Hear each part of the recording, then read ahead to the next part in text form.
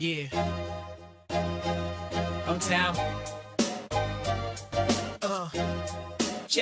Yeah, yo, we kicking it live. Vince and Stevie D, OWSports podcast is the place to be. Bills Mafia, repping the red, white, and blue, no doubt. With Josh Allen, just stand up and shout. Gang Green, coming with that New York flair. Jets in the mix, you know they taking it there.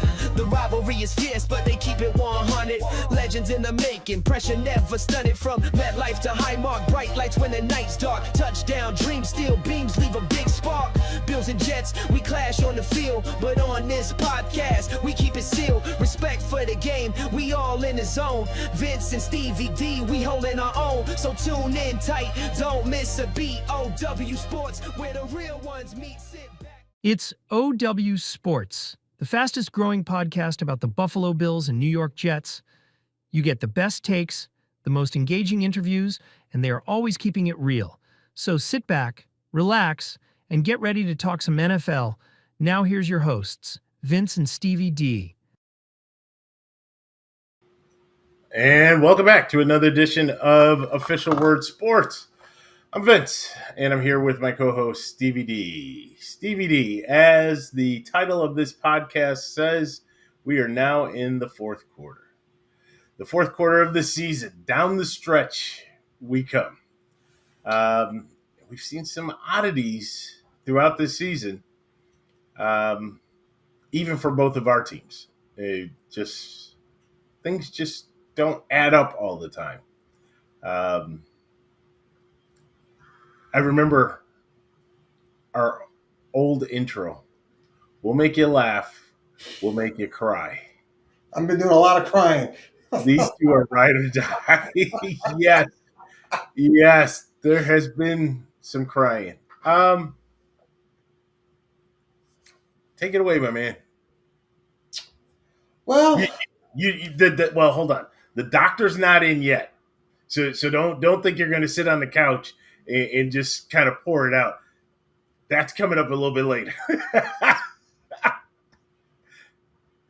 well, what I'd say is there is definitely a fight between Jet fans, well, a Jet group, and the Jets ownership on trademarking. So Gotham City Football, the Jets are fighting, and there's lawsuits over a Jet group called Gotham City Crew or Gotham City Football. I think there's a group, and they're saying, well, now the Jets are infringing on ours because we were called Gotham City Football before they did because, we had our rivalry jerseys that say Gotham City Football. So, so that's interesting in Jet world that there's a battle there between the Jets and a group on that.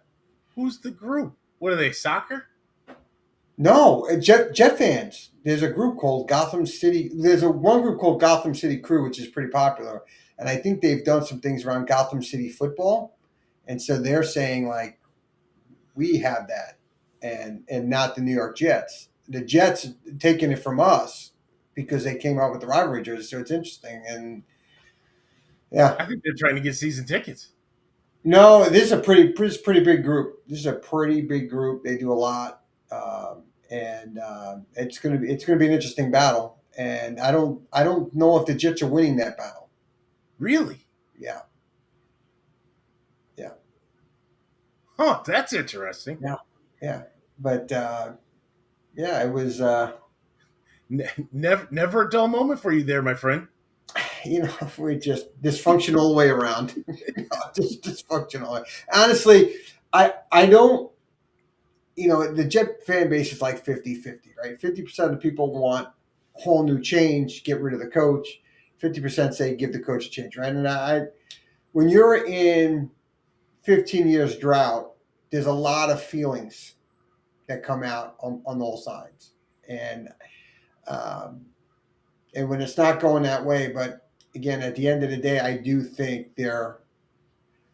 I don't have a problem with Aaron Glenn. You got to let it. You got to let this stuff marinate. And you got to let them, and with the GM, build their squad, right? In fairness, they can't say, I want to, because just because Vrabel has success, and we've seen some other coaches have first-year success with a new team, and they think, well, if they can do it, why can't we do it? sometimes you have to take a look at your locker room to figure out maybe there's more problems within that locker room.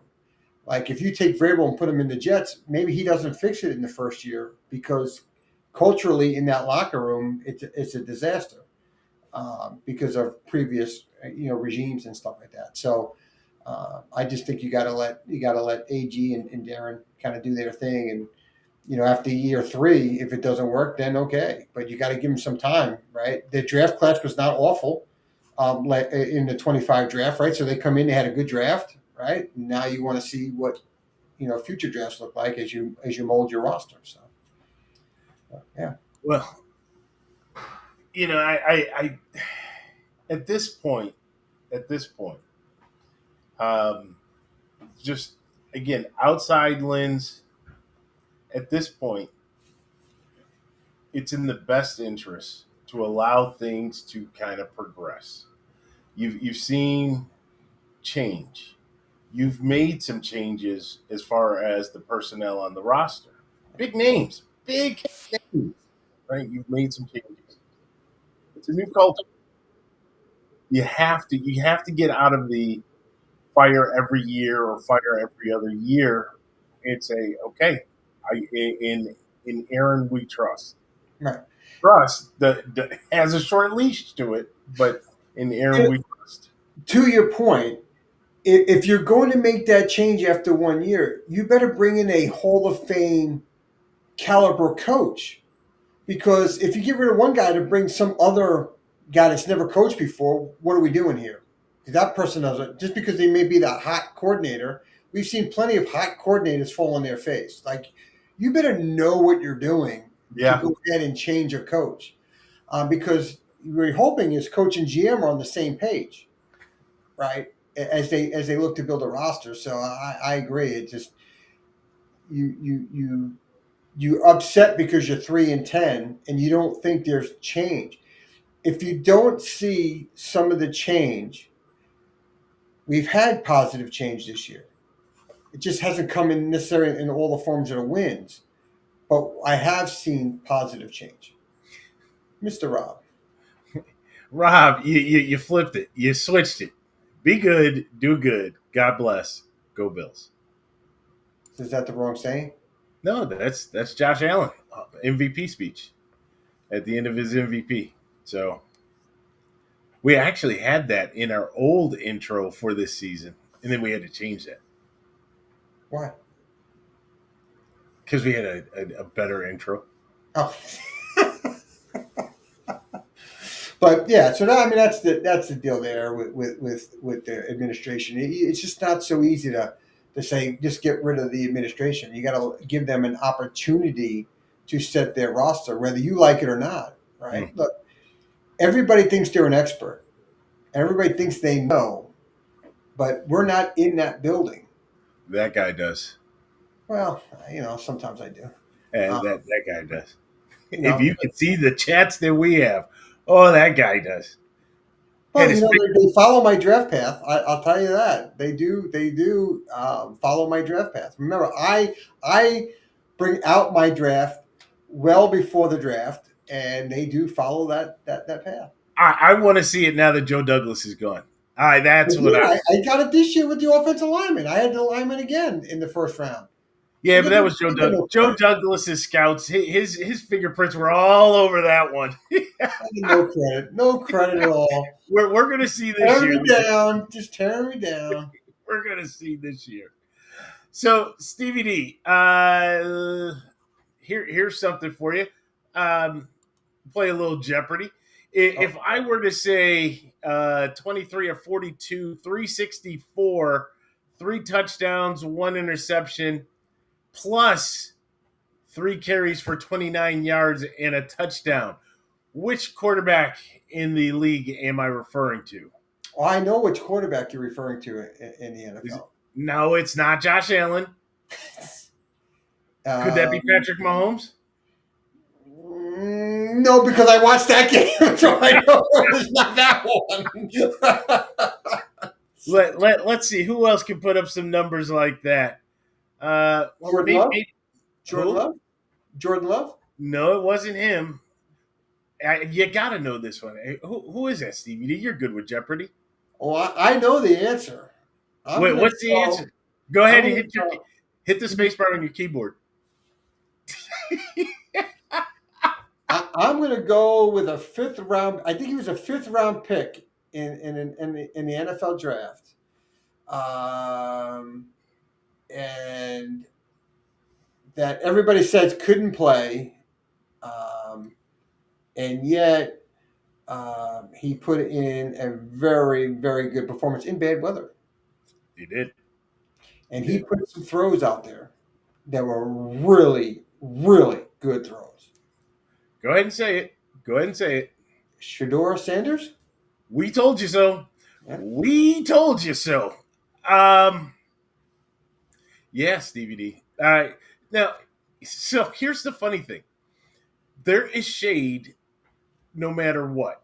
There's always shade, right? Reporters are, the reporters in Cleveland, I don't think have anything better to do, and that's why it's Cleveland, and that's why they live in Cleveland. They are so dead set with trying to trip Shador up and ask questions that that either A, he's not going to give you the answer, or B, it doesn't make sense in the question that you're asking, right? But how did we get to the dumb questions? Shador comes back out, right? Especially we saw the beef, if you will, and I'm not sure if it was beef, but the tension between him and Jerry Jeudy in the previous game. And not only did they seem to squash that beef, and I want to touch on this point, Stevie D. Shador hits Jeudy basically in stride for this long touchdown pass. Instead of just raising his arms or run to the sideline, he runs all the way down the field, meets up with Jeudy in the end zone. These are guys that had a beef on the sideline, which is going to happen. Grabs Jeudy, takes a knee in the end zone, has Jeudy take a knee. We don't know what was said, right? Maybe he said, "I told you I could deliver." Maybe he said that. I think Right? they looked like they were doing a little I, prayer. I think they were doing a prayer. I think they were. Leadership, my friend. Leadership. No matter how you want to look at it, right? There was tension and there was a beef that people tried to exploit last week. He went down after that, grabbed that guy, and led him.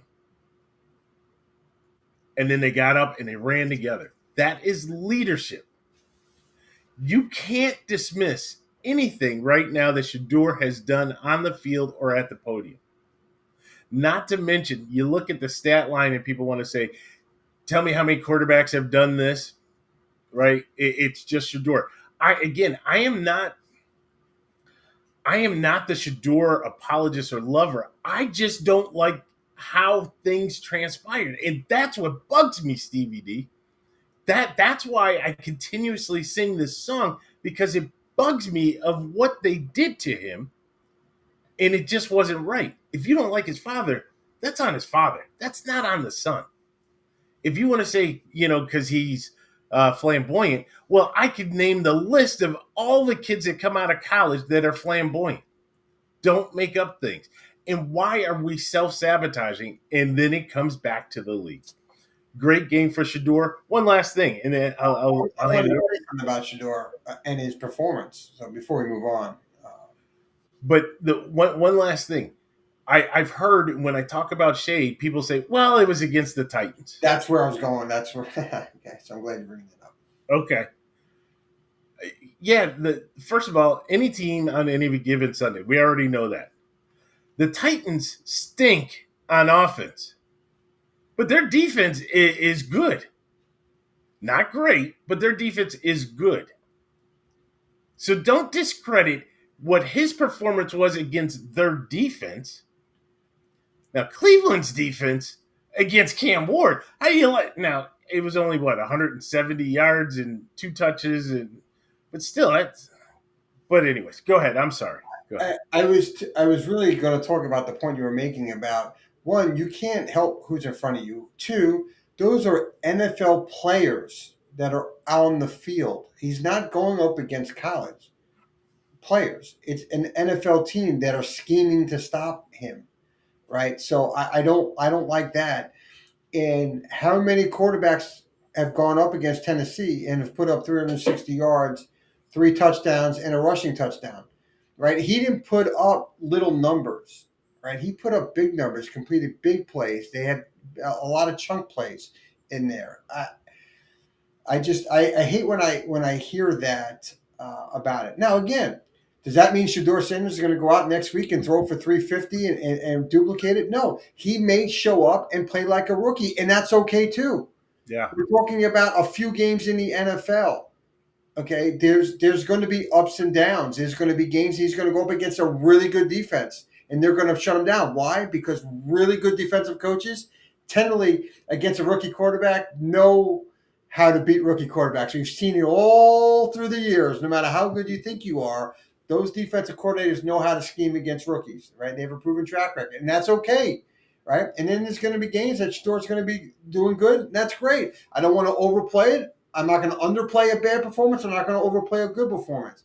You're going through the motions as a quarterback, and that's all we wanted to see was an opportunity for the young man to compete and get better each week and learn. And I'm happy for him. He's getting his opportunity. What I also say, it is a big difference. And all the Shador haters, if you don't think there's a big difference of Shador Sanders on the football field versus Dylan Gabriel's body language and presence, just commanding a huddle, commanding his teammates, it's not even close. It's not even close. And if you think it is, you're fooling yourself. And I don't like to make because everybody is entitled to their own opinion. But when you're physically looking at the tape, there is a big difference with Shador commanding that huddle and those teammates after the play and everything that goes into it. Dylan looked lost. And Dylan had more than one start. You know, people say, well, he's only had one start. No, factually, you're incorrect. He had more than one start. So. He did. He did. You know, it's funny when we talk about Gabriel, and there's no hate for Dylan Gabriel. No, you know, that young man, even though I don't think he's that good, but that young man is definitely qualified to be in the league. He needs some more reps and some more training. And, you know, hopefully I see him as a backup, right, at best, personally. But he's better than, how many hundreds of quarterbacks are coming out of college every year? How many hundreds of quarterbacks have come out of college, have played 17 years, have retired, and are looking for a roster spot? He's on the roster, right? And you know, certainly he deserves his chance, his shot. But I'll tell you one more thing on Shador. Again, what I really like more than the play on the field is his play off the field, right? Again, reporters trying to get at him, right? Trying to trip him up, trying to get him to say something against Stefanski. Again, granted, Stefanski blew that game, right? The play calling is atrocious. Yes, you went for 2 earlier, right? And now you're forced to go for 2. Whether or not you want Shador on the field, which is just a bad call, right? He just got you in not too long ago on a rushing touchdown, so you know he's got mobility. He can do it by air. You take that out of the equation. What kind of play call did you greenlight on your 2-point conversion to win or to tie the game? What in the world? They screwed it up. They did. They screwed. The player didn't know what the call was, or thought that he wasn't supposed to get the ball and was supposed to get the ball. And Judkins is like, okay, I'm going to hold on to the ball because the guy is not expecting it. But even that on a 2-point conversion, trick plays, I just don't know if they work like that in those scenarios. You have too many players close to the line of scrimmage because there's nothing deep. Exactly. Right? So too many things have to go right in for that to happen. And then when you think about it, you got to go 2 yards, but you're doing a reverse that's taking you back like 6 to 8 yards. It's mind-blowing to me on the play call. And, I mean, that's a fireable offense right there I don't know what you're thinking on that play call. But. Each week there has been a fireable offense by Stefanski, and he has kept his job. Well, then I just don't think they're going to fire him mid-season. I just think they're just going to wait for the end of the season, and it is Just get it. Just rip the Band-Aid, get it done, get it over with. Just because it's going to happen. It's the inevitable. And look, I thought Shador handled that question at the end. It was great. Like, you're upset you're on the sidelines. No, that's the play. Have they practiced that play? And he stops and he looks. He goes, Right? I mean, really? So you don't think we practiced the play? We practiced the play and it worked, right? I mean, it's just it's mind blowing. And I'm not like, and I'm trying to be fair because would questions like that be asked of other quarterbacks? Maybe it's not said to a Josh Allen, Patrick Mahomes, Aaron Rodgers, Jordan Love at those top levels, but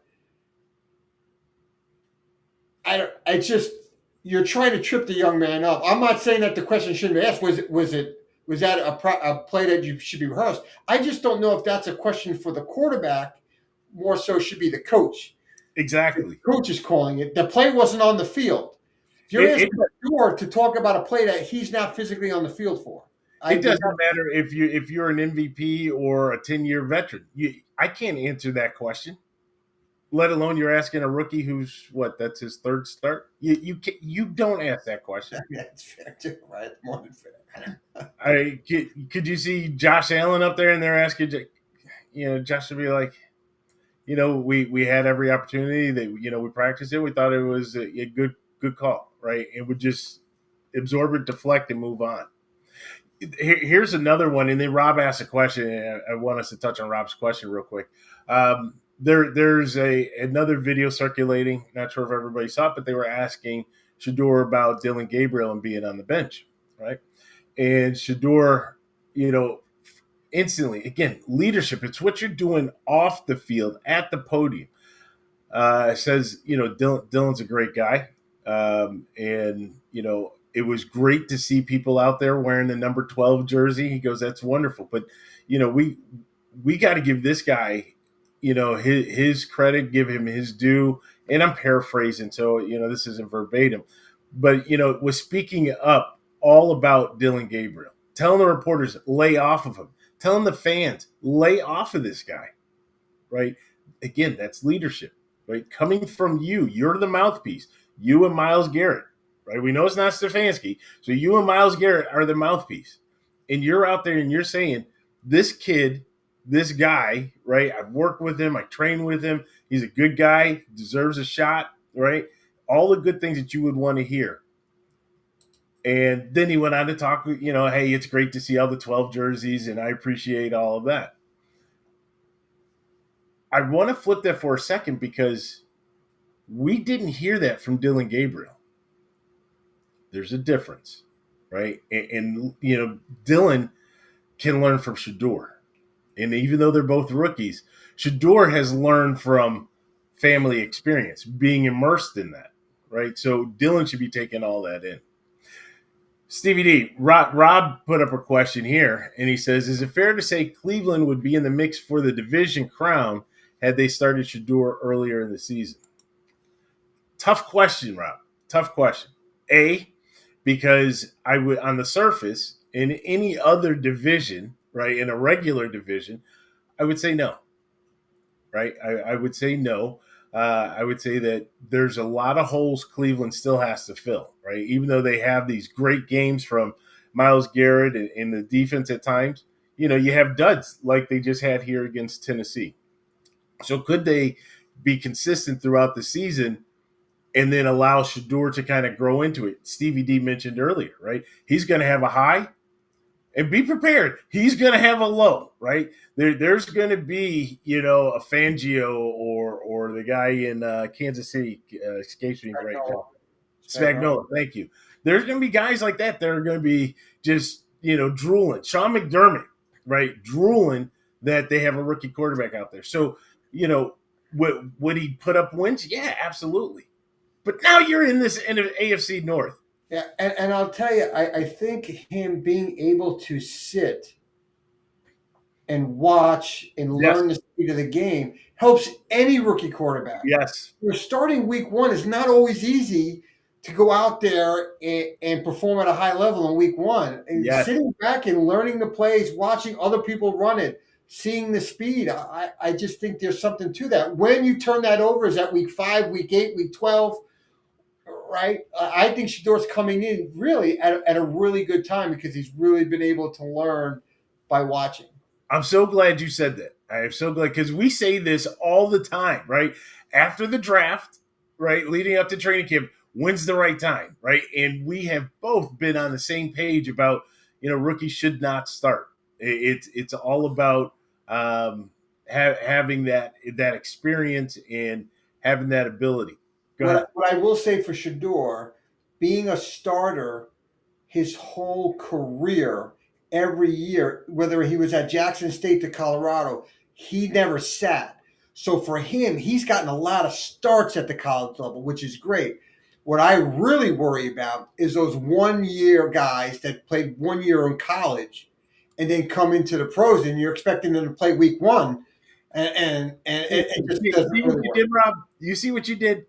That right there, for CVD is because he's experienced that.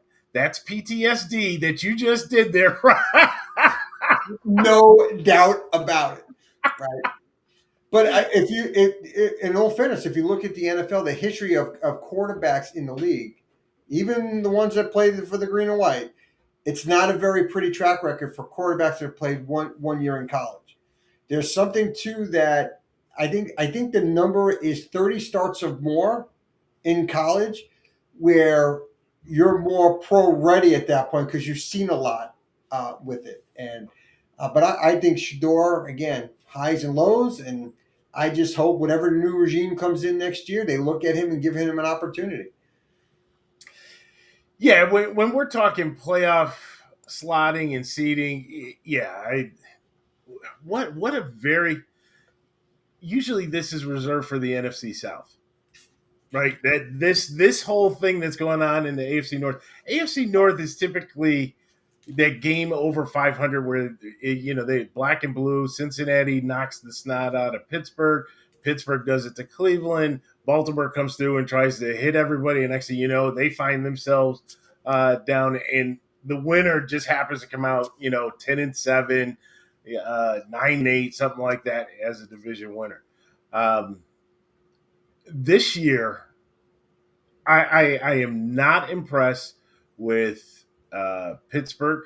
I'm not impressed with Baltimore, and I haven't seen Craig yet. But those are the two that are really trying to get to the promised land as being a division winner because there's no hope in the wild card.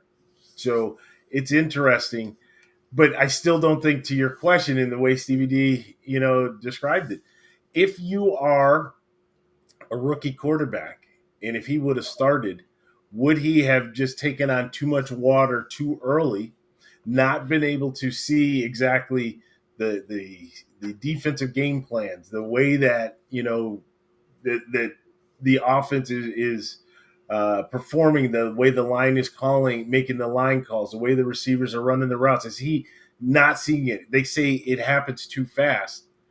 Maybe over the course of 10 weeks, over that period of time, it slowed down. And really being the number two, maybe that helped him a little bit more, Stevie D, right? Because now you're not the inactive quarterback. You're on the sideline, you're headphone in, and you're kind of immersed into what's happening there. So it was a good question, Rob. I don't see that happening. When I look at the AFC North, I mean, good luck. Good luck with that. Stevie D, as we continue to go around the NFL a little bit, again, always showing that Shador love. I wanted to talk about this during the Bills segment, but since we're talking about the AFC North,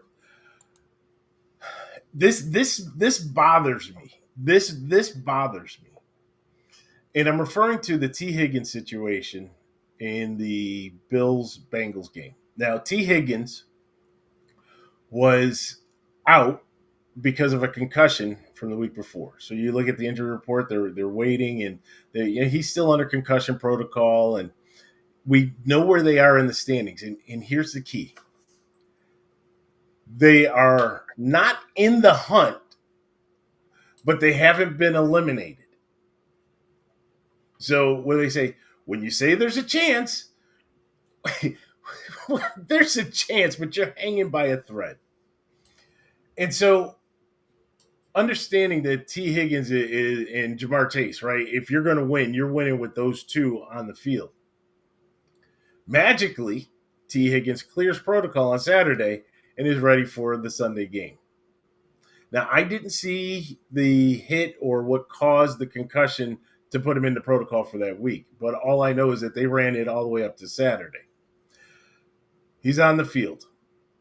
T. Higgins makes a catch, and his head hits the ground, and I have a little problem with my tendon, so I can't really pound it, but bam, right, head onto, and we're talking a snow, cold, wet, ice, concrete surface, right? Yeah, there's some foam padding.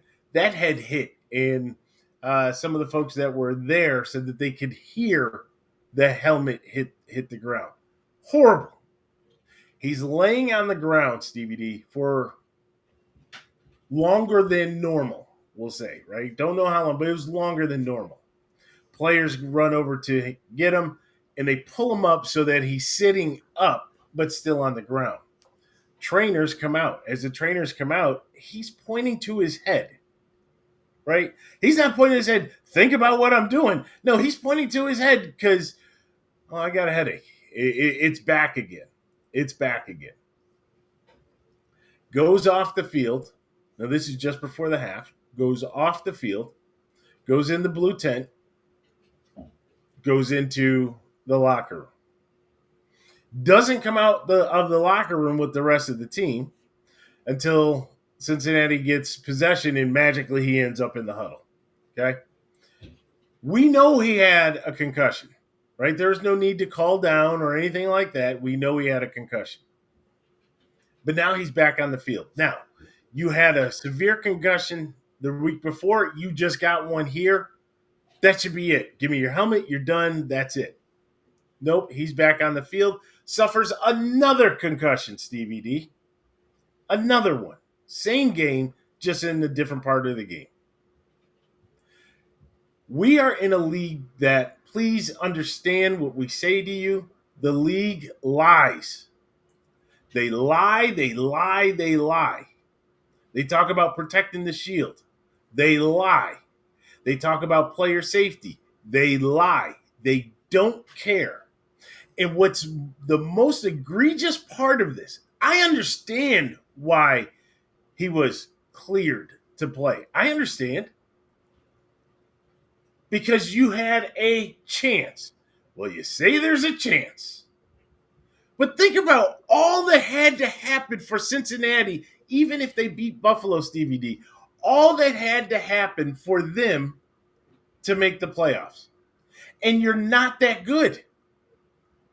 You're not that good. So you're not going to the Super Bowl.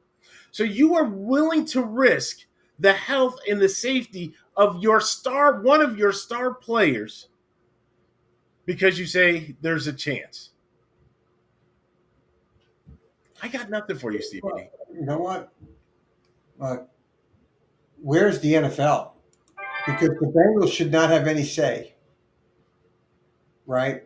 We've seen players get taken out where the play was about to get snapped, and they buzz down to take players off the field. How can you have a player that had a concussion the week before take a hard hit? Yeah, you took him to the back, you cleared him, and then later in the game he takes another hit, and now he's out with a concussion?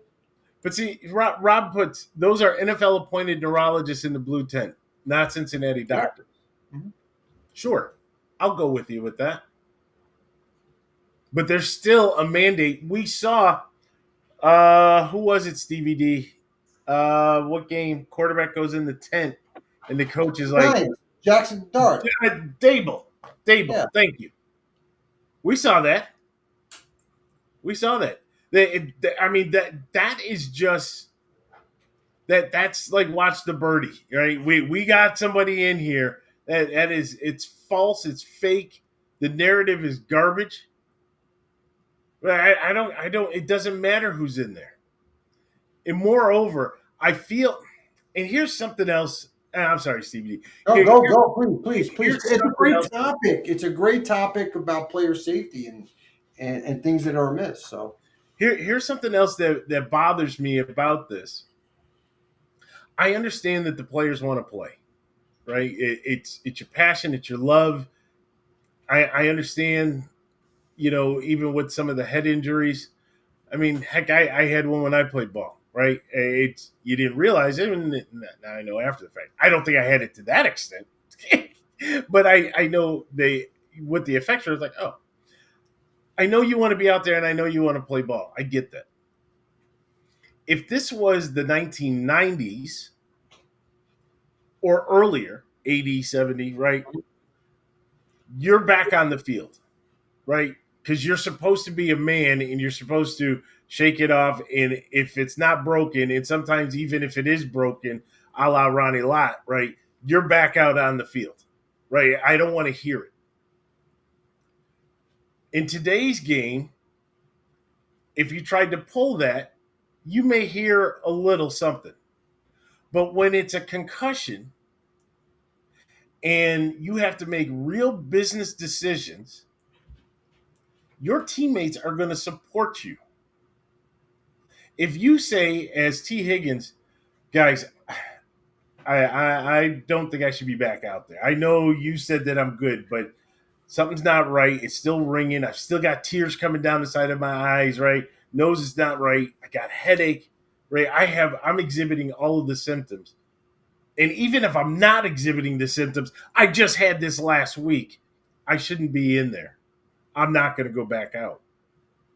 The coach will have an issue because he wants to win that game and he needs you to win that game. Your teammates are going to support you. Now, they're going to support you because they understand the ramifications. yeah, And the last point on this one, like there's so many of things that were rolling through my head with this because it made no sense, DVD. Look at the two teams that we're playing. We're talking about Cincinnati and Buffalo. What is fresh in everybody's mind? The DeMar Hamlin situation. They talk about it in the pregame. They talk about it during the broadcast. People talk about it just, oh, that was that team. Oh, yeah, it's fresh. It was only a few years ago. It wasn't like it was the 1987 wild card playoff game, right? It wasn't that Bengals Bills. This is fresh and this is new. We're talking about a man that literally died on the field. And if it wasn't for, the doctors and the trainers and the hospital staff that were able to help him recover, think about that. These two teams, it's not the irony of it, but just think about it. These two teams, and you have something as serious as this, and you downplay it? Yeah. That's on you, Zach Taylor. I'm looking and talking directly to you. That's on you. So that whole thing bugged me, Stevie D. I've been waiting to talk about that one because we had chatted and I, kind of sent a couple of messages, but it's wrong. It's wrong. And one more last point. The NFLPA in the league basically came out and said everything was followed and there's nothing to see here. What? Okay, now I'm done. I'm done. I'm going to catch up on some of Rob's posts here. Rob, thank you. So Rob says putting him back in protocol means he now has a second impact syndrome, second concussion, 2 and 4 weeks. Yes. He was high risk for, oh boy. All right, come on now. So, yes. you know, Dr. Bruce is coming out of Cover 2 podcast. Good. I'm glad you're doing that, Rob. Uh, so just so that people know, Rob also has a podcast called The Cover Two, and one of the folks that comes on his show is a doctor. Rob, I think we said at one point that we were going to bring him on our show just to be able to provide some of that kind of medical insight. So I'm glad you're going to do that because that's something that needs to be talked about. Go ahead, Stevie D. I'm sorry. No, we when we were talking, I mentioned Al Toon, receiver Yeah, for the Jets. Retired after 5 years. Doctors told him you can't do it anymore. Right? Hung out to dry over the middle, took too many hits. Guy had suicidal thoughts, real bad. Can't remember things, really bad to this day. Really bad. He's very rarely talked about it in public, and it's always resonated, obviously, as a Jets fan. And I wish folks like Al Toon would be invited to symposiums to talk to current players and rookies to, if something is not right, take yourself out, get to the medical doctor, because it's a business, right? We talked about it. You're an asset. We've heard GMs, we've heard general managers refer to players as assets, not as humans, but as assets, right? As soon as you don't perform, what happens? They cut you, right? There's a that's reason right. why you don't have fully guaranteed contracts, right? As soon as they can cut you because you had one subpar year, they're looking to get rid of you to move on. You don't have an opportunity to make up for that subpar year unless your contract is that over the top where they don't have a choice. They have to keep you. But if they can get rid of you, they will. If they can get rid of you to get somebody younger, they'll do it. So stop and think about your future, not right now in the NFL. What is it going to be like when you're 40, 45, 50, with your kids, with your grandchildren? And that's where I wish folks like Al Toon, because you know what? The junior saves out of the world, you can't talk to them because they're no longer here, right? Mike Webster, the center for the Pittsburgh Steelers, right? Dave Duerson, corner for the Chicago Bears. You can go on and on with players that are no longer here, right? Because they played the game hard. There was really none of this today. There was no data like there is today.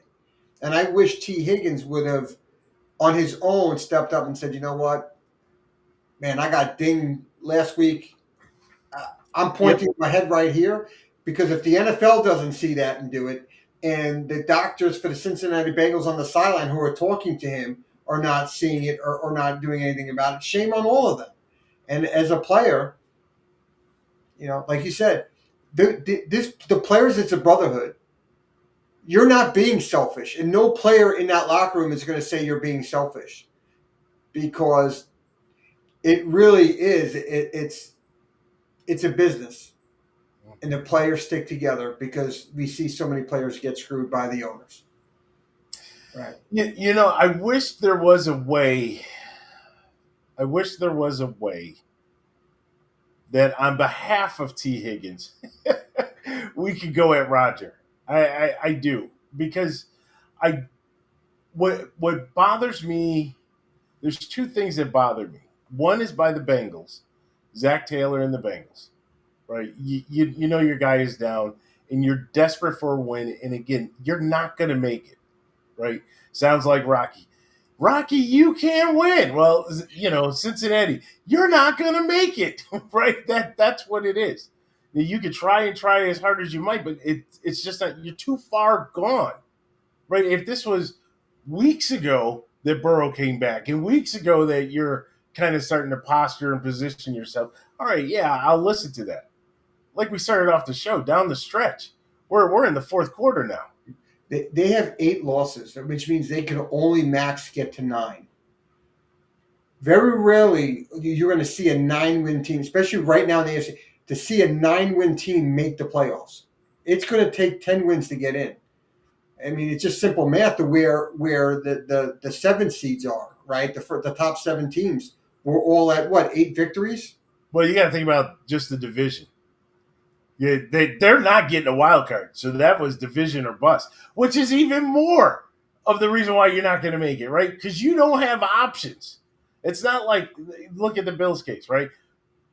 For the most part, we're entrenched in the wild card, and there's hopes that they can still catch New England. So you have options. They have no options. Their option is I got to catch Pittsburgh and I got to catch Baltimore. Not going to happen. They could possibly catch Pittsburgh if Rodgers went down and you went to Mason Rudolph and you're expecting him to get you to 10 victories. That would be the only hope there. And I don't think, again, I think the Steelers and the Ravens will get to 10 victories. I do think they will get there. But So let's leave that one and let's go to that Steelers team sitting at 7-6 right now. They pulled off the victory against the Ravens, and we will talk about the Ravens too. They pulled off the victory against the Ravens. Stevie D, these are their final four, and oh boy, that last one's going to be juicy. They have the Dolphins, the Lions, the Browns, and then the Ravens. Now, if everything holds true to form, that last one, that will be juicy. And now that I think about it, since I think it's going to be juicy, it's going to be a dud. But I'm not ready to anoint the Dolphins as having a turnaround or anything like that. They have them at home, which helps. The Lions, I think, in as much as I'm not impressed with the Lions, I think they could lose to the Lions. They could lose to the Browns. Not because of Shador, but because of the defense. If that defense comes to play, they're in big trouble.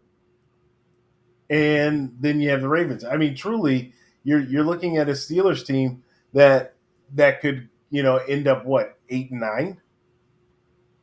it's possible. It's possible they go 8-9. It's possible. Yeah.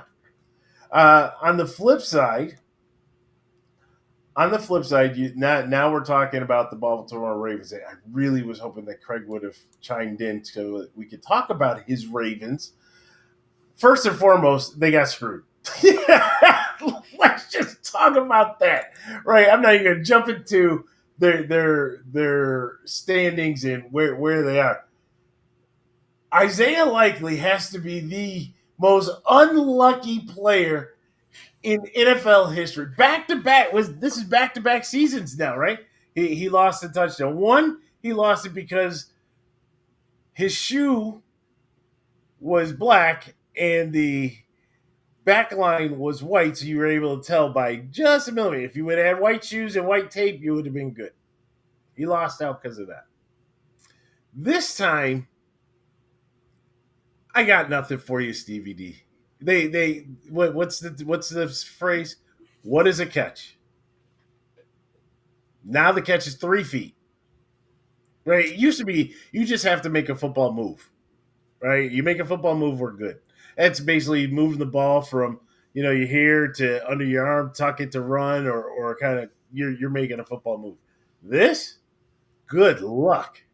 What I don't understand is that if I'm a running back or I'm a receiver and I run the football and the smidgen of the football touches the white line, it's a catch, right? It's a touchdown. Doesn't matter. Somebody can come by and hit it out of your hand. As soon as it hits the white line, the play is over. It's a touchdown. Mm-hmm. The guy secured the ball, had 2 feet down. Technically, then the play's over. Because what's the difference there then versus if I'm at the goal line? Mm-hmm. Now, I know on the sideline, you got to get the 2 feet down. You got to hold throughout. If you fall down to the ground, you got to hold possession. But so that again contradicts when the ball hits the white line and it gets knocked out of the hand. Why is that different? Mm-hmm. I don't know. It's very bizarre. The rules around certain things. You could, to your point, have a long bomb. You're running down the field, running down the sidelines. You know how we've seen the players drop the ball at the 1. You could extend your arm across the goal line, toss it behind you, touchdown. Right. Do you have possession of that ball? They do it to themselves. And here's the problem. They're changing it on the fly. That play was called a touchdown. And they called down to reverse it. Didn't the announcer, the guy that they bring in from the rules thing that used to be an official, and he backed their play as an incomplete pass. I thought he backed the. I didn't hear that, but I wasn't watching the game. But okay, I believe it. Right, protect the stripes. Got to protect the stripes. So that then puts Baltimore in a tight spot. They're at 6-7. Again, no love loss for them. A lot of their losses this season came because Lamar wasn't there. But also it comes because they played the Lions, the Chiefs, the Texans, and the Rams. Hello. If you can't beat the teams that are supposed to be on par with you and you're only beating up on the Dolphins, the Browns, no disrespect, Stevie D, the Jets, the Vikings, the Browns.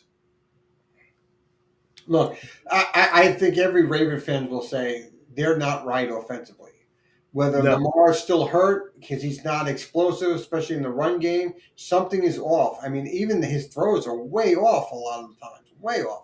Something's not right there with the Ravens, and they'll win some more games, but they're just not right. I don't see them as a threat in the AFC. So if we look at their Final Four, Stevie D, they go to Cincinnati, then they have the Patriots come to them, then they go to Green Bay, and then they go to Pittsburgh. Yeah, they could be 1-3. I mean, when you think about it, man, then it goes back to what Rob was saying, right? And what you were saying about Cincinnati. Did Cincinnati really have a good shot at 4-8?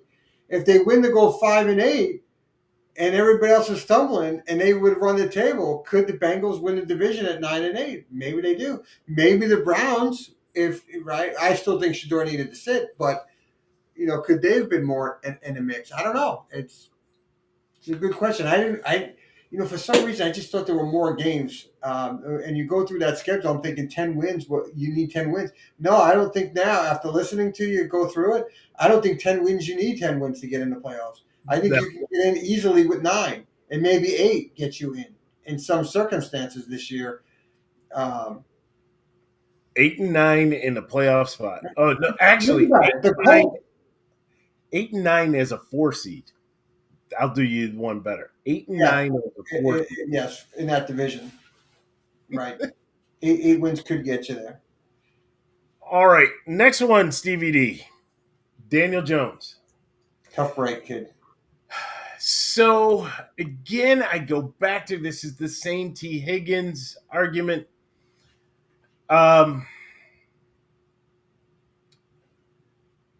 a Daniel Jones fan, not a Daniel Jones supporter. Just put that out there. But he definitely was what they needed, and he was helping them, and they were getting victories. But his injury, and he suffered an Achilles injury, his injury is a direct result of him playing on a broken leg, Stevie D. It's a direct result. And now you're suffering this season, as well as most of, if not all of next season, to run this guy out there with that broken leg. And now you decide, let's go get Phillip Rivers.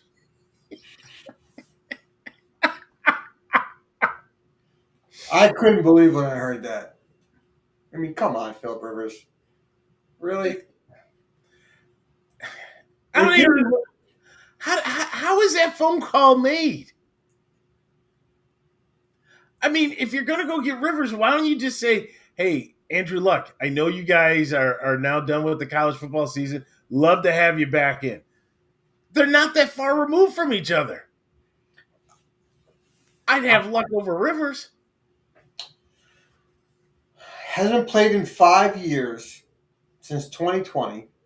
Officially retired in 21, but hasn't played since 2020. Up for the Hall of Fame. Yeah. Up for the Hall of Fame this year. And you're going to make a comeback. Now, look, if I'm Philip Rivers, what do I care? Like, you know what? I'll go do it. I got nothing else to do. I got 12 kids coaching. Why not? I'll go do it. Well, I could say that I played as a grandpa, right?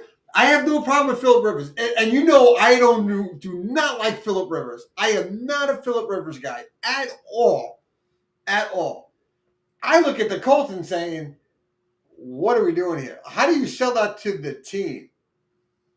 Yeah, we're going to bring a 44-year-old that hasn't done anything in 5 years, not even a training, nothing, and say, we're going to step you off and put you into the field of battle? I don't know how you sell it. And I don't know what other options there are in the NFL that you can get and go to. I don't know. Do you go to another team and say, hey, man, just cut your third string quarterback, and maybe if you make it through waivers, I can sign him, and then we'll work something out in the offseason where I'll give you some type of compensation, right? Like, is there not a quarterback I don't know that's played? I don't know in the last 3, 4 years, 2 years, last year that you could have called 5 years, and he's 44, and not for nothing. He added some weight. Ah, well, you get fat in retirement. I don't know. I'm a stuttering fool. I don't know. I just now watch the guy go out and deliver, but I just don't see it. Like, you're 44. Do you think your skill set is going to be able to pick up players that you haven't seen in 5 years? Think about the speed of the game in the last 5 years. How much faster players have gotten in the last 5 years? Right? I mean, if you played at 41, 42, 43, 44, I could say, okay, at least you've seen the speed of the game. You last played 5 years ago. You haven't had a linebacker chase you down in 5 years. Like, you think you're just going to be able to pick up? Well, I'm not mobile. I think he said, well, the weight's not a big deal because that's not my game anyway. We saw Tom Brady, whether you love him or hate him, go from 1 year to the next, go from like Super Bowl winning quarterback to the following year dropping down to the ground way early to avoid a sack, where you're like, dude, man, you dropped down like 3 seconds too early because he was afraid to get hit. What is Phil Rivers going to do? Like, I just don't see how this is a good decision by the Colts.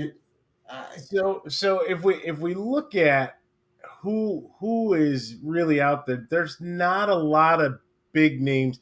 That well, hold on, let me rephrase this. There's not a lot of. There's only one name. I guess that's the easy way to put it. Tyler Heineke is probably the only guy that you could sign that has experience and would be able to get in there, right? Outside of that, you're looking at Dorian Thompson Robinson, Bryce Perkins, Nate Sudfeld, right? It's not deep. Where's Peterman? We want to win the game. We want to try to still get in the playoffs. 6 interceptions will loom large on your resume. It just won't work. I get, and that's what Rob put. Nate Peterman is available, right?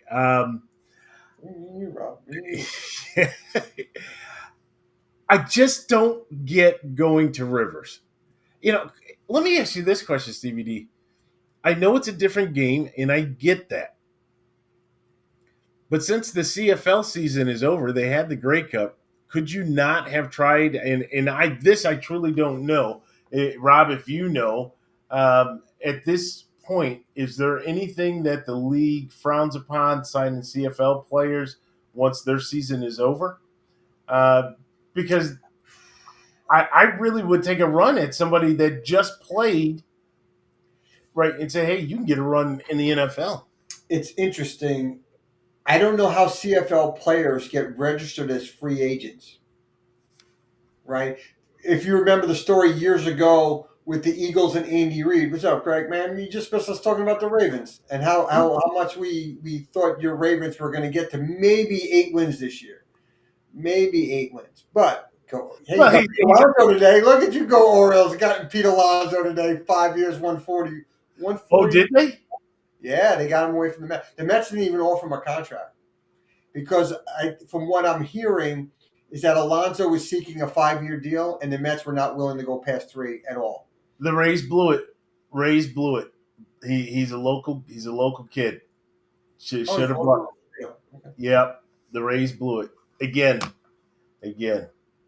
But No issue with the CFL. So, Robin, I know this is in chat. Sorry, Stevie D. I know this is in chat. No issue with the CFL means what? That you could sign a free agent in the CFL now that their season has ended? Because there's no affiliation to the NFL. I You don't have know no that- team in Canadian football. I So know to me, that- it's the player. Are you breaking the contract that you have with the CFL? What's in your contract? Well, but see, there's the handshake, the unwritten, just like the NFL has a deal with college football, and actually has something that says that we will not U.S. to U.S. in U.S. that we won't play on Fridays, we won't play on Saturdays until after the college season, et cetera, et cetera. These are kind of like those unwritten type rules. Is there something that's tied in with the CFL? Like, we will not sign your players until both of our seasons are done, right? Maybe something like that. I don't know, and you know that's the question, because if they must not be contracted with any CFL team. Okay, so if my season ends and I'm a free agent, I even on a losing team, Stevie D, on a losing team in the CFL, that quarterback's contract expires. I'm calling the agent. I'm like, hey, bring your guy down here. Want to get him to throw a couple passes, but we're willing to sign him for a 1 year, whatever. And we're not paying you in loonies and toonies. We're paying you in greenbacks. We're paying you real money, maybe Bitcoin too. But still, I'm trying to bring somebody that's not coaching a high school team that's 5 years removed. That's where I'm struggling. Again, you mentioned some players that were available. I'm going to somebody who's played quarterback relatively in the last, 5 years. Right? The guy hasn't been in a training camp in 5 years. He hasn't stretched his hamstrings in 5 years. You want to talk about an Achilles pop waiting to happen? That's it. I mean, come on. Oh, my God. And Steichen is at the podium like, yeah, this is a great idea. We brought him in on a Monday. He can still throw the football. Oh, my God. Oh, my God. Please. All right, and the last one before, because there's a lot that happened, and Craig, yes, you did miss all of that juicy Ravens talk. Since you did miss it, please make sure you do go to either our YouTube stream. You can look under YouTube, look for OWSports 12, or on our Facebook pages or groups where you'll see a recap of the podcast. You'll hear we talked about the Ravens. And we'll even give you around the 50-minute marker to help you out. Absolutely. All right, Stevie D, did we see the final nail in the coffin of the Kansas City Chiefs? 6-7. I think the Broncos left. They can, at best, maybe finish at 9-8. I think There's so. a lot of dysfunction. What are you hearing? You got your ear to the pulse. What are you hearing over there? Well, it's funny how quickly the fan base says we suck. I found that funny, how much the fan base just says we suck. They're turning on them? Yeah, they are. I don't think turning on them to say like they'll never be able to win again. I just think the way this year's going, they're just saying they suck. They suck. Um, no, the division's over. Yeah, They've been eliminated from the division. They with can the only make it Chargers, in the wild card because that Denver's Chargers 11-2. victory that stopped that. Right. So they're 5 games. I mean, think about it, they're 5 games behind with 4 to play. I mean, it's crazy, right? 5 games with five games back behind Denver, and they still got 1 game against Denver. And I still think they have 1 game against the Chargers. Don't they have a game against the Chargers still? I still think they got two meaningful division games. I mean, they literally could be 7-10, 8-9. Yeah, so their final four: Chargers, Titans, Broncos, Raiders. Yeah, I mean, they literally can be 8-9. Now, like the Travis Kelsey, he's head somewhere else. He's a shell of what he is, and I don't know. I mean, I'm not making fun of the guy. Does he have the wedding stuff in his head with Taylor? And he's more interested in his post football career right now with Taylor than he is on the football field. I don't think so. You know, okay? I hear you. It's a possibility. I don't think so. Just like I don't think Josh, when he struggles, it's because of Haley. I just don't. Travis is old. Yes, right. But he's old with a foot out the door. This is his last year. Like Josh Yeah. is not going anywhere, right? Sure. So what I'm saying with like he's looking forward because next year he's out of football. He's going to be married with Taylor, and maybe he's looking at other endeavors, and he's not as focused. Maybe he's in between games. He's spending more time away from the facility than at the facility. I don't know. I Yeah, truly don't no, know. fair. Totally wrong. He could be there every day working really hard. He's just old man has got him, right? He's played a lot of football. Think about this though with him. Your brother retires. You're close with your brother. He's like, man, I'm so glad I don't have to wake up with these aches and pains. Right? It's tough, and that's just circulate through your head, and you're just like, I'm getting closer to. I can't. I got one more run. I do think this is it for him.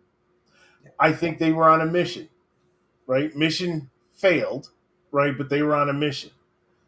Sorry, you're not the Buffalo Bills. I digress. You were on a mission to try to equal what the Bills did in the 90s. That's what you were going for, right?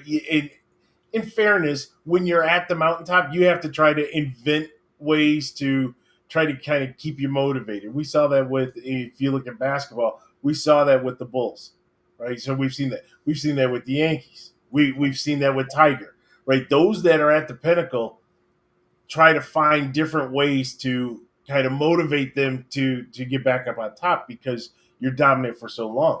Yeah, I mean, look, they got 3 Super Bowl titles, 5 Super Bowl appearances, AFC championships every year for like 8 straight years. Like they've accomplished a lot, but they're also getting old.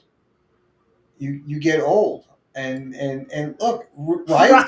Rob is turning this into the gambling show. Hey, make sure you call 1-900-CALL Stevie D, and you get his hottest picks live right off the line. The first one's free for entertainment purposes only. But seriously, right? Like Rashid Rice has been a huge disappointment coming back. Big time drops. Big time. Yes, I agree. I think he would have retired if they got the 3-peat. Why not go out as a 3-peat champ, right? But Rashid Rice, huge drops. The dysfunction on the defense. I don't think so. Remember, they're always trying to get one more thing. And the one more thing would have been that AFC dominance. They wanted that. Go ahead. Their offensive line has been a disappointment. Pacheco was hurt, but their running game has been a disappointment. They're not balanced at all with their running game. Kareem Hunt is old. He's not an explosive back. They're just not the same. And I know Mahomes is trying everything he can to find ways to get this team to win. There were some bad drops in that game on Sunday Night Football. There were some really bad drops that turned into turnovers. Are the drops there and standing out because they're losing, or have the drops always been there? I'll give you an example. Jets had a lot of drops against Miami. Ridiculous. Doesn't really get talked about as an excuse of why you wound up losing the game. The Chiefs, you drop the ball, turns to turnovers, and we're talking about the Chiefs of, the drops, costing you, right? And I think when you're a good program, and those things happen, it gets magnified, Sure. right? Sure. But there's a lot more to the Kansas City Chiefs to why they are where they are. Craig said the hunger. The hunger may still be there for the Patrick Mahomes, the Kelseys of the world. The question is the hunger still there for Hold on. all those different players? The gang is all here. They're all coming. Oh, Alex, wow. We have Alex and Nick and Craig. Joey was on. Rob has been on. Where are you guys? Where has everybody been? It's the holidays. Everybody's coming home for the holidays, Vince. That's Everybody's right. coming home for the That's holidays. right. Well, we'll see, right? It is. I mean, Vince doesn't want to talk about that, but it is the year, right? Because I don't want it. Is I don't want it. If I'm going there, you got to take down the king. I don't want him to just. Well, you can't help it if the Kings team is falling apart. You can't help that, right? Well, what happens? Let's play the what if scenario. What if Buffalo finds their way to the AFC Championship game? There's no Kansas City Chiefs, and you win. People are going to say you got there because they weren't there. Not the fact that you beat them earlier in the season, because they'll say you've already beat them. So let's say they go the next year and the Kansas City Chiefs don't make the playoffs the following year. There you go. All right. What was that, CVD? What you saw the rum and coke, and then all of a sudden I froze. I was like, "Ooh, you did." Going to the bar. That's what I'm talking about. But what if the Chiefs don't make the playoffs there? I mean, I just don't know. I don't know. And look, I'm not a Buffalo guy, right? So I don't know if I could subscribe. I don't know if I would feel that way.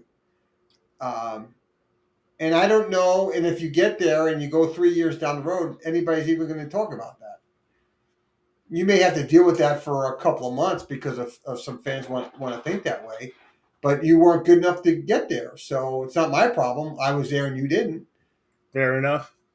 I think it's just the fact that they've been our Achilles heel for so long, right? And yes, you beat them in the regular season, but when it gets to the playoffs, they seem to get you every single time. And now they're not there. And if you're there and you move forward, people are going to look, well, if they were there, but to your point, you couldn't make it. Right. Like I've said it multiple times on the podcast.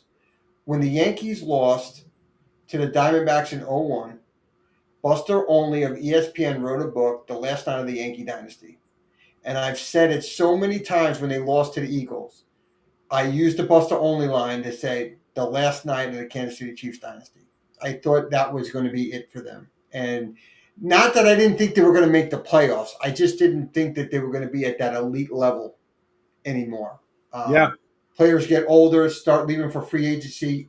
Players that may have been healthy for so many years start breaking down. There's just a lot to it. It's so hard to stay at that mountaintop. And I really thought the way they played against the Eagles, that was it. I never thought they would be 6-7. In all fairness, when I said the line, I didn't think they'd be 6-7 because I still had them winning. I thought they were going to win the division. I just didn't look at them as an elitist team where I would say going to a Super Bowl. Look at all those names, baby. Yeah, it's coming fast and furious. I had to just change it up a little bit. Stevie D, we have gone all the way through and back without touching on our two teams. So I do want to, for the essence of time, I do want to make sure that we do give some time. So I'm gonna set it at 6 minutes. Will that work for you, Stevie D? Yeah, honestly, I probably won't use the whole 6 just because what's there to talk about, right? So, All right.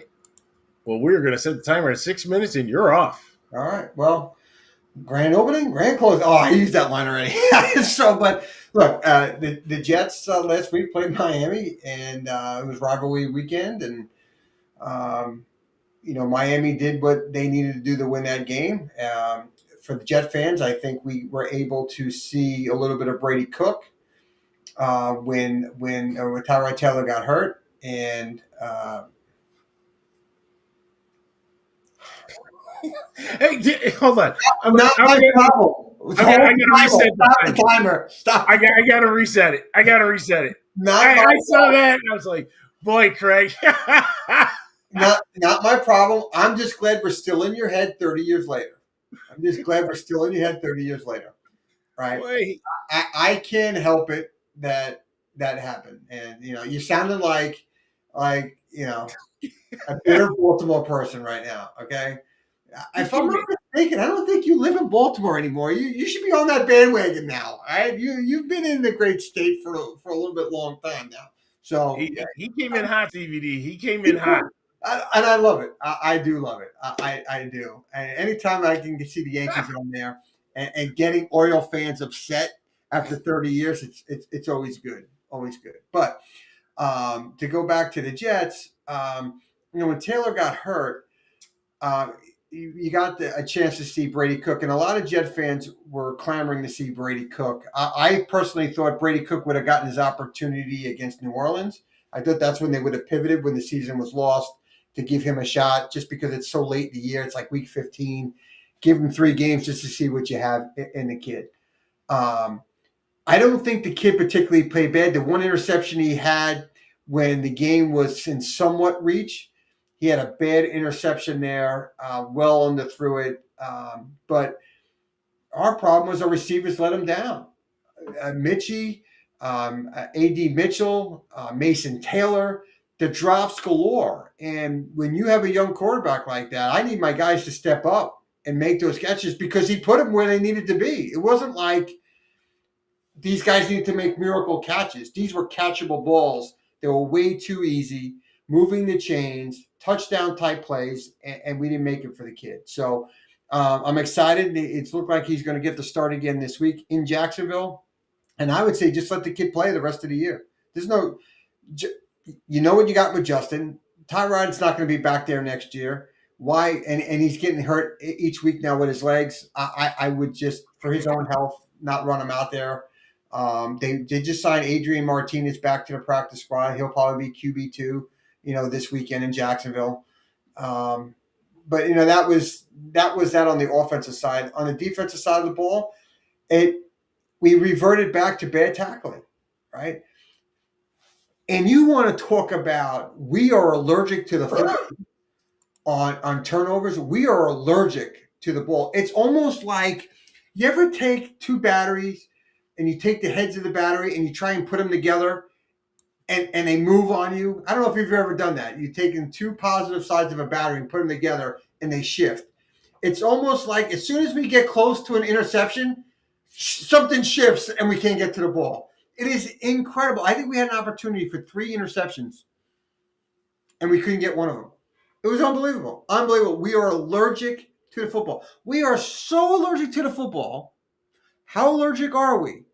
We are so allergic to the football that the Eagles, who did they play last week that they lost? Who did they play? Was it the Chargers they played? Yeah.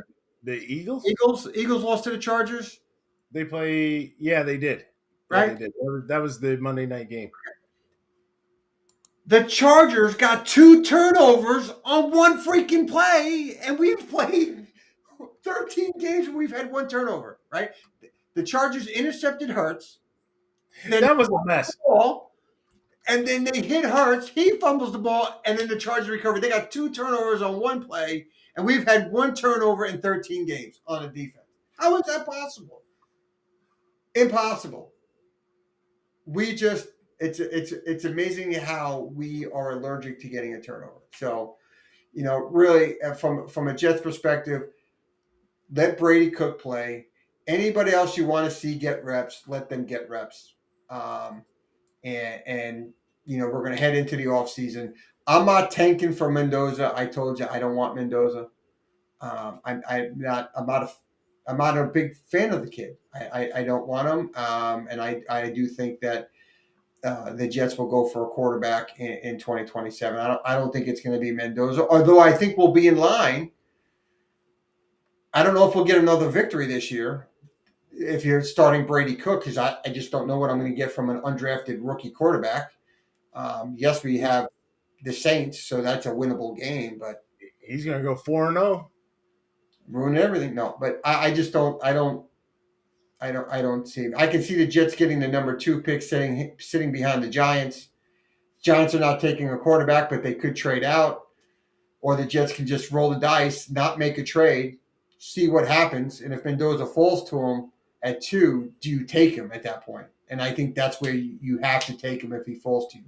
I wouldn't trade up any draft capital to get him, but if we're picking at 2, I think you have to.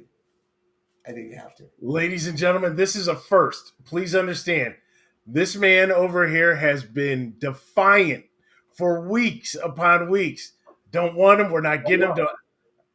Stevie D, he's yours. He's coming your way. And now there's a crack. There's a crack. It's not a crack. It's not a crack because I am going on the record saying I don't want him. But I'm just saying if the Jets are there at 2 and he's on the board at 2, if the front office likes him, I think they're going to get him because they didn't have to give up any draft capital. I don't like him. He's not my guy. I don't want him. Don't want him. I'll take the quarterback in 27 and go from there. I don't want Mendoza. There's something about the guy I just don't like. I don't like. You're holding out for Arch. I think his grandfather, the same thing. What's that? I think his grandfather's going to pull the same thing he did with his son Eli. You don't want to go to that franchise. They can't develop a quarterback. Because really, at the end of the day, what quarterback really truly wants to come here? We haven't proved we can develop a quarterback. Yeah. I mean, in fairness, I'm just being honest. So that's a Jet report. Perfect timing, CBD. Perfect timing. Finish it up. I will say, when we talk about Mendoza, that interview at the end of the Ohio State-Indiana game was just, it was weird. It was weird. I don't know how to describe it. Listening to him, and I know you're hyped up. I know all of that's going through, but I was like, wow, it just was weird. So it didn't dictate his play on the field. I think he has played and had a great season. Truly, I think he is in my book the Heisman Trophy winner. That doesn't translate to being a pro quarterback. Does not. Nothing that you do in college really determines whether or not you're going to be a pro quarterback. And to your point, you can have one season of starts, and next thing you know, you're in the league as a pro. You can have 4 years as a 4-year starter and still never make it. So you never know. We'll see. Stevie D, I'm going to start the clock on myself here. And I don't know, Stevie D, if I am going to go the entire 6 minutes. Good game. It was in the snow. The nostalgia of a game in the snow, that was awesome. I was a little worried. I'm not going to lie, because I'm watching a defense that says that they are ready for the playoffs, and you have players that are out. I'm looking at the matchups, and it just seemed like Burrow, especially in the first half, really was doing what he wanted to do. There's no pass rush whatsoever. None. And I wish Rob was still here. Rob headed off the line because number 57 got an interception. Yes, he did. Number 50, he will not be called by name. Ask number 57 how he got the interception. Doesn't matter. I see what you're saying. It does not matter. He gets the interception because the ball is batted at the line of scrimmage, deflects 5 to 7 yards away from where the quarterback is, and he looks up, oh, look what I found. Dude, that was a play. I mean, he made a play in the snow. Yes, you caught the ball. Why are you 5 to 7 yards away from the quarterback? Anticipation, awareness. Give the man some credit. Yeah. Yeah, he was sealing the edge against that speedster Joe Burrow coming off knee injury after knee injury, and he wanted to make sure that he protected that outside. That's good contain. Very good. But what we've seen so often is that there's adjustments that are made in the second half. And they made the adjustments in the second half to slow down and ultimately, I'm not going to say completely stop, because we saw Cincinnati on one drive go down like a hot knife through butter. And next thing you know, there's a touchdown on the board. You're like, what in the world, right? Gesicki absolutely ate them alive. The Bills did take Chase out of the game, which was, I think that was the plan all along. We're going to just say, if you're going to beat us, you're going to beat us with T. Higgins and Mike Gesicki. Another surprise, which was a pleasant surprise, was that they were able to shut down the running back Brown, who has done some things there for the Bengals. But overall, I give the defense C plus, maybe. I don't want to be too hard. I give them a C plus. If I flip to the other side of the ball, I like the game plan. People may be upset that they didn't really focus on the wide receivers, but you're going up against a team that is ranking that gives up a lot to the tight ends. And that's absolutely what they exploited, whether it be Dawson Knox, Dalton Kincaid, just going at them that way, and then leveraging James Cook. Stevie D, it happens once, okay, no big deal. It happens twice, it's concerning. It happens 3 times, you take note, and there's an issue. James Cook and the fumbling is starting to become an issue, and I'm getting concerned. Now, I believe they ruled it a fumble when he was diving for the pylon. The ball came out just before the pylon. They ruled it a fumble. I'm okay with that because you're trying to make a play, but you got to be smart, right? I'm not saying I have a concussion. I'm pointing my head. You got to be smart. But going into the end zone and you fumble, that's an issue, right? You've fumbled in open space. That's an issue, right? Are you becoming too preoccupied with trying to get that home run play instead of making sure that you're dotting all your I's and crossing all your T's as you're going down the field? Ball security, right? Where am I on the field? Left arm, right arm. Do I feel the pressure coming? Do I cover up? What's going on? Something is not right there from Cook. And we know from Derrick Henry, when you start to get late, that was at you, Craig. We know from Derrick Henry, when you get labeled as a fumbler, then they're going after the ball. They already go after the ball, but now they're going to make a great because they know that you don't hold on to it. So something to worry about. Obviously, this week we head up to Foxborough.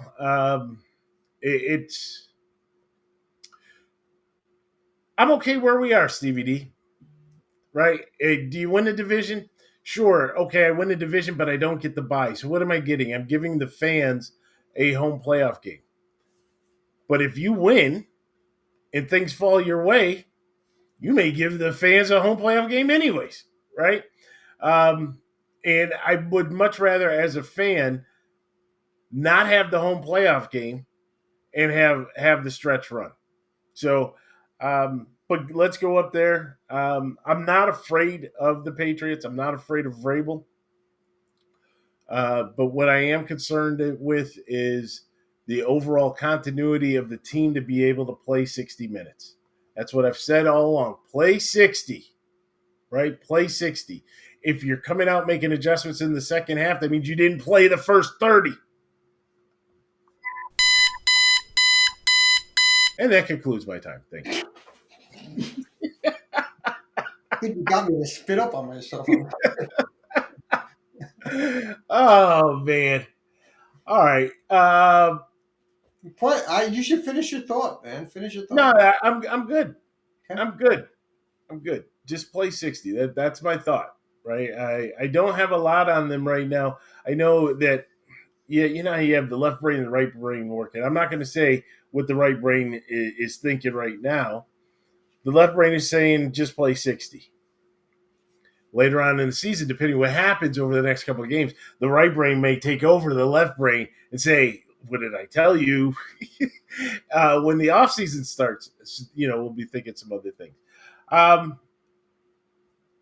But hey, I do want to say, and we're getting closer and closer to the holiday season. Thank you, everybody who jumped in. Good to see some old names, old friends. Craig over there with his rum and coke, complaining about the Orioles, talking about Eddie Accorsi. What's going on? I really want to know what's going on, Craig, because you did not put up anything about Likely or Lamar or Kyle Hamilton or any of the Baltimore Ravens. I'm worried about you. Or they paid a lot of money to an older tight end in Mark Andrews. Ooh.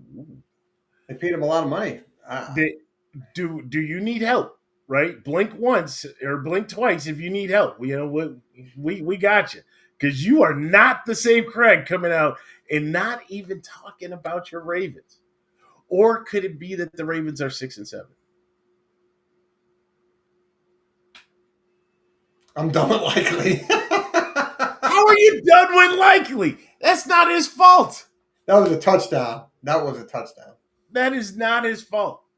So, Stevie D, we do have the holidays coming up. I think maybe what we'll do is we'll post a holiday schedule if we're going to be available for podcasts for the holidays. I definitely think we'll be on at some point.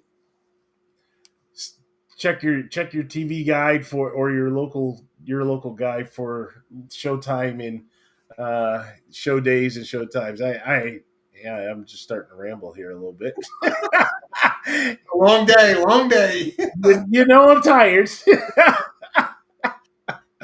But no, it's good. It was good to see everybody. I'm glad that we had good participation. Make sure you check out the podcast on YouTube, or Craig, this is for you on YouTube. Check it out. And you can hear a little bit about the Baltimore Ravens talk that was had here on OWSports. You can also follow us on our Facebook groups. You got Mafia Den and you have Jets Hanger. By the way, Mafia Den did go private. So, excuse me, just like you have companies that go from private to public, right? We decided we're going to take it all in-house, and we went from public to private because of these bots, in these scams, in these fake pages. Josh Allen's fan page, Josh Allen's hero group, Josh Allen, Stevie D. One day, well, you have the ability because you're an admin on there. Yeah. Oh, I see. Yeah. Just go in the member section and type in Josh or type in Allen. And the list is like this. And it's so long, Stevie D. At the bottom, when they've presented all the rows that they're going to put, and it says next, you have to hit next, and there's another list. Wow. So, to all the Bills fans that are out there that were wanting to join the group, you could still join, but it is now private. You got to have the password. And the password will not be divulged during the podcast. But we will send invites to you guys out there. We want the group to continue to grow. But unfortunately, I mean, that's just ridiculous to see that out there. But yeah, I think, Stevie D, I think that's going to wrap it up for us. It's always fun. It's always good to get on here. Therapeutic. I hope it was therapeutic for you, Stevie D. And so make sure you give us a like, give us a subscribe, hit those buttons, do what you need to do, show us some love. It's the holiday season. We're going to have the telethon. You remember the telethon like they used to have on PBS? Yeah. I'm going to get a green screen, and I'm going to have a backdrop of people on a bank on telephones. And then it'll be like, yes, give us a call. Phones are ringing off the hook. Tune in to OW Sports. Donations are accepted. You can make a donation anywhere, right? $2 a day. Help support Stevie D. It's Help support Stevie D's medical doctor bills as you go to the doctor. absolutely. We're going to put something out there. All right. No, we're just having fun with you guys out there. Going to wrap this one up. For my co-host, Stevie D, I'm Vince. We'll talk to you soon.